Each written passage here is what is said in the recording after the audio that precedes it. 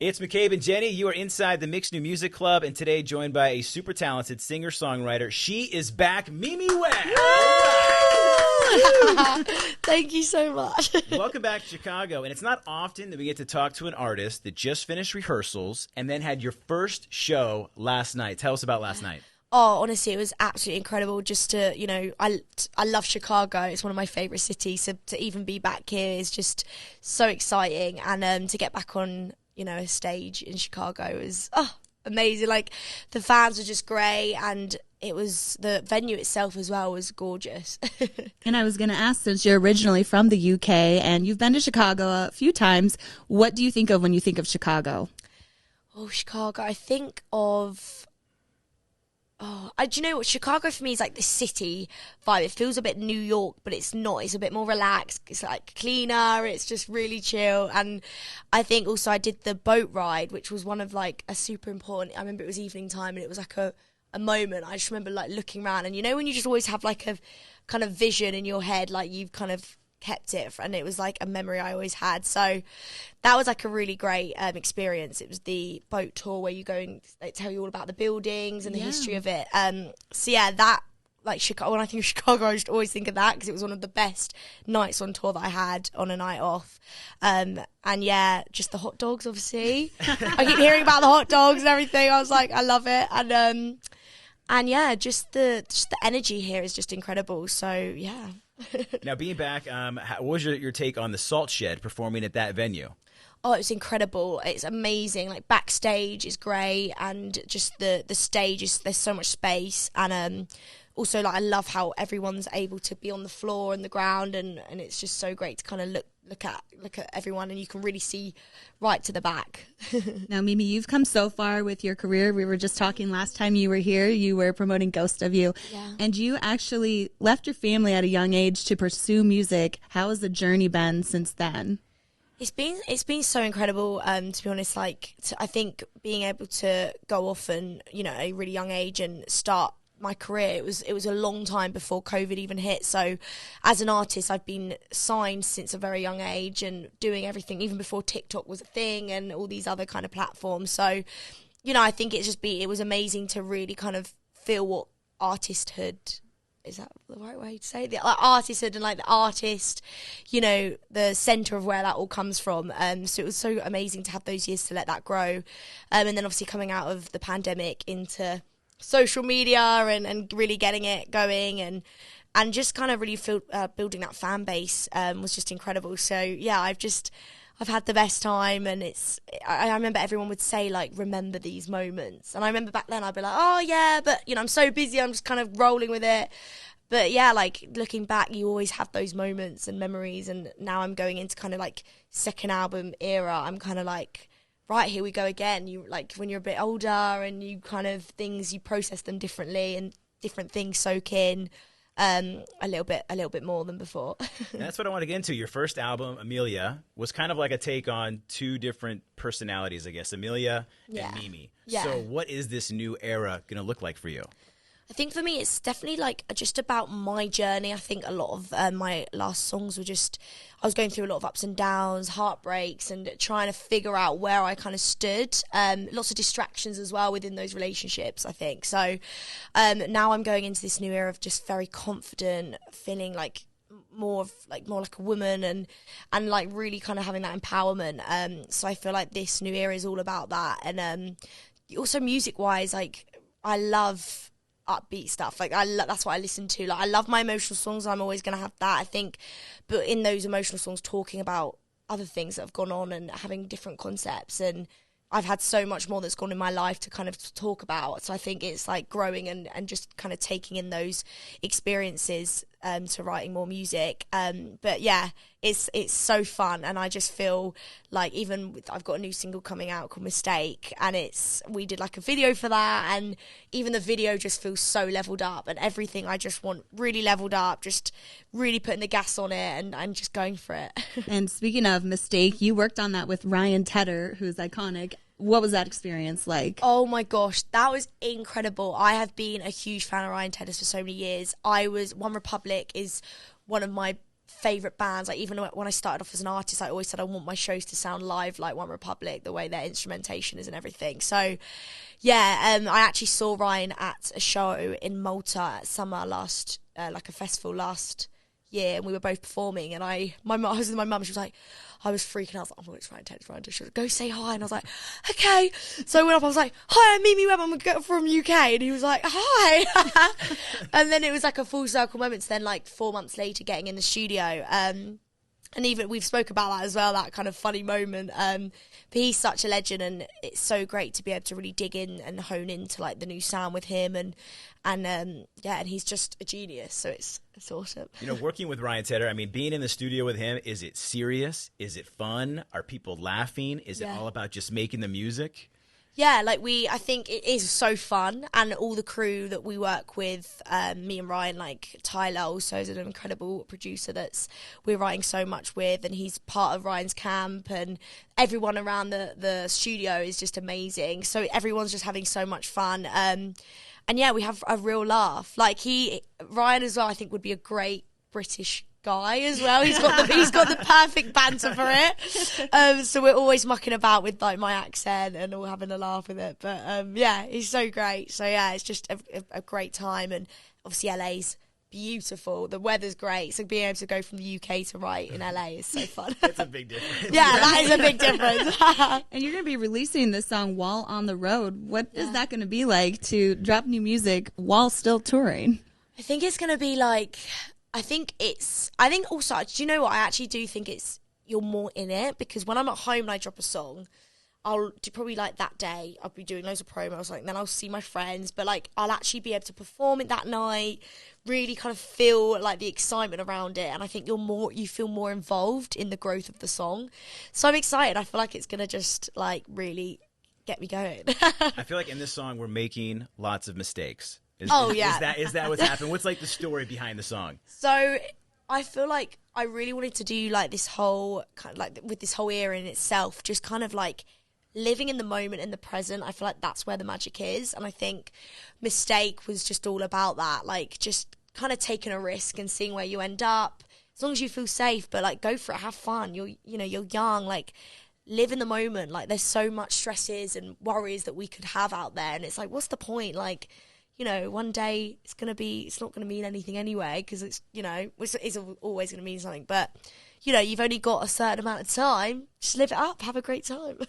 And tonight you're going to be returning to the Salt Shed to perform, but it's sold out. So when people can catch you next will be when you perform Lollapalooza Sunday. Yay! Your first time, you said. Yeah. What are you most like looking forward to? What can people expect from that show? Oh, it's going to be incredible. Like, we are going to put everything into that show. I really just can't wait, especially coming to back to Chicago, which again, as I said, one of my favourite cities. So I think in general the energy that we're all going to have is just so pure, and it just upbeat and excited. And I think also like we want to really make sure the show just hits for everyone.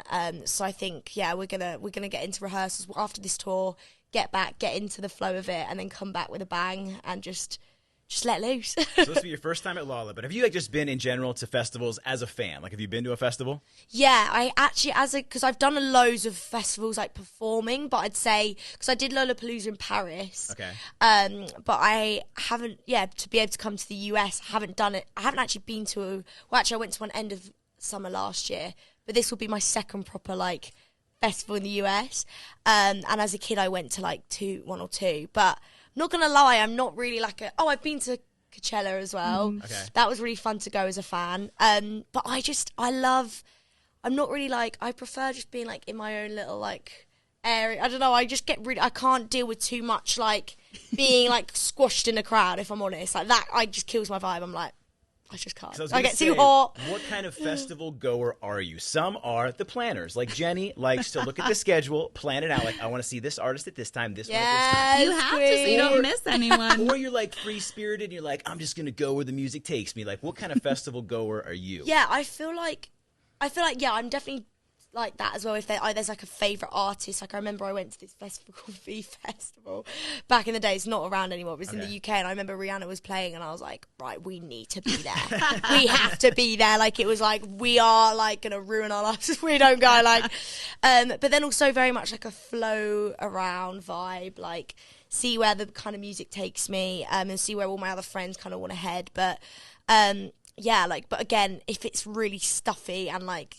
That freaks me out. As long as I'm like, I've got some space, I'm good. Which is so funny because at the Salt Shed, that is literally what everyone is doing. I know, literally. I do my say, I do look at all them. Have you got water? Have you got? I'm sure you're drinking that. You know, you just get worried, but yeah. Yeah. How was the reaction from the crowd like last night? Amazing. Oh my God, Benson's fans are just incredible. They are so up for it and just so fun. And I think some people, because there were some people there that knew my songs, which was amazing. And I think it was so great as well, because obviously we announced this not long ago, like it was quite last minute, this whole thing. So I think they were like, oh my God, like Mimi's going to be here, yay. But some people obviously didn't know my music and they were quite shocked I was British. So when I sang like the first 2-3 songs and I start speaking, like you could hear people like, whoa, oh my gosh, she's from UK. Like, so that was really funny. That was so cool. That was like a fun moment. But yeah, it was just so amazing. They're so up for it and just so loud. And since you do write songs about relationships and heartbreak, there's a segment that we do on our show. It's called Deal Breaker Drama. When you're starting a relationship, are there any deal breakers that stand out to you? Maybe like one if or you're multiple? on a date, there's a red flag. You're like, absolutely not doing a second date. Yeah. Like some people I'm have trying to said think of bag like recent. tippers Yeah. or, you know. Yeah, I think it's the conversations on like if they are going really full on in, like I've had dates where it's like being really full on to the point where I'm like, right, this feels like you think we're like fully together now. That freaks me out. That's when like I date run. 1 or 2 already? Yeah, literally. I'm like, oh, okay, like, oh, really? Oh, we're doing that as well. Oh, like, let me free up my whole like year. But yeah, I think that for me is like a red flag for sure. When I'm like, oh, right, that's just because I think it's nice to ease into it. And if the conversation's flowing and both kind of parties are really in that energy, but I think when you like someone for sure. We do have our box of possibly unfortunate questions. Maybe you could do like 1 or 2 from this box. Of course, I love that. This is really fun. I love all this. We don't know what's in here, so I love the little hands. good luck to you. Okay, should I just close my eyes? Yeah, just Yeah. and- What one? Feel it. Which one is that? You know when they? Oh, okay. I think I've got one. Okay. Here we go. Oh my gosh. Oh my gosh. No, I can't because I've had a situation with. What's the worst thing you've ever smelled? Oh my There God. could be so many things. I know I'm just gonna be brutal. Anything So on I that need to tour kind bus? of control myself. Worst thing you've ever smelled. This is so bad. I'm gonna say it because I've just got to be myself. I went on a date and there was like a smell in the air Oh no. from this person, and I just couldn't. I know it sounds really awful, but yeah, that was. And my mum will laugh her head off at this because we were talking about this literally this morning. We were like going over it again. So that is so strange. It I've was got your that date? question. Yeah, I went on a date and and it just like Person smelled. I was like, I don't know if it was like. Yeah, I don't know if it was them, but it was like there was something in the air, like in the restaurant. I don't Did that know. person smell it as well? They, I didn't even bring it up. I didn't bring it up. I know. I think I did. Like I was there, like, what is it? Maybe the. And I was trying to look around, thinking, is anyone else in the restaurant smelling this? But it was just something. It's just something. You're like, is that the food or you? Yeah. I was like, whoa, like, yeah. Literally, I was trying to like. Yeah, I was like, just another glass of wine will help. Hummus does not smell. Yeah, literally. But yeah, So that no was probably date the worst after thing that? no date No. after that. But only because I'm not gonna lie. If you're watching. I was gone. Like, if it's a restaurant, it's something. It was something in the room, but yeah. Awesome. That was the worst thing. Okay, let's do another. Brutal. That was great. Just gotta do it. Let's go for this You one. guys probably like, I don't know why she never hit me up. Yeah. Never gonna tell anyone. That was okay. What do you think the worst fashion trend of the past 10 years? Oh, fashion trend. Yeah, is there Ooh. something that you've tried where you're like, oh, this doesn't work for me? I think when we were at school, I remember all of the girls, we were all doing block fringes. And I've done a fringe since when I've done a thinned out Keira Knightley vibe. don't know, was it? Yeah, I think she did like a really, like just a thinned out vibe I really liked. And then, so I liked that, but we were all doing the blocked out fringes. And I was like, no, this is like all of us, like there was like 10 of us girls with the blocked out fringe. And this was in 2014 or something. And we were all 14, like, yeah, like, this is our hair. Like, yeah. But yeah, that's something I think a trend at the school. It wasn't really going anywhere. So we with won't me. be seeing that anywhere. No block fringes for me. Okay. Well, again, we want to thank you for taking the time today, Mimi. I mean, looking forward to the new era. Obviously, Mistake is coming out soon. Is there going to be a full album at some point later this year? I think we're working on it, and it's going great. Like I'm literally writing everything in Los Angeles at the moment, so it's so great to kind of change that up and get some like more of the American kind of tone to it as well, which is so cool, especially obviously working with Ryan. So yeah, there's definitely an album coming for sure. But yeah, gonna get a few singles out and we'll go from there. Well, thank you for taking the time. We're looking forward to seeing you tonight at the Salt Shed, you. Mimi Webb. Thank you guys. Thank you.